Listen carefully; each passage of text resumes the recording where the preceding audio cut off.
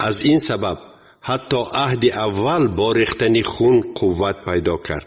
بعد از آن که موسی همه فرمانهای شریعت را به مردم اعلان نمود، خون بز و گوساله ها را به کاسه آب گرفته از آن با پشم سرخ و گیاه زفا هم بر روی نوشتجات و هم به تمام مردم پاشیده چنین گفت: این خون عهد و پیمان را که خدا رعایت آن را به شما فرموده است تصدیق میکند. با همین طرز وی هم خود خیمه و هم ظرفهای برای عبادت لازمه را خونپاشی کرد. در حقیقت موافق شریعت قریب همه چیز با خون پاک می شود و بی ریختن خون گناه ها بخشیده نمی شوند. همه خونپاشی برای پاک نمودن چیزهای خیمه زمینی ضرور بود. از بس که خیمه زمینی تقلید خیمه آسمانی است، برای چیزهای آسمانی قربانی بهتر از خون حیوانات طلب کرده می شد.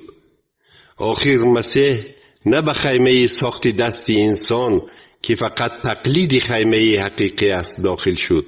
او راست به آسمان رفته داخل شد تا که اکنون در نزد خدا نماینده ما باشد. سرکاهین هر سال برای تقدیم کردن خون قربانی به جای مقدسترین می درآید و آن هم نه با خون خودش بلکه با خون حیوان. ولی مسیح به آسمان نه برای خود را گشته و برگشته تقدیم قربانی نمودن در آمده است، وگرنه به وی لازم می آمد که از آفرینش دنیا تا حال بارها عذاب و عقوبت مرگ را کشد.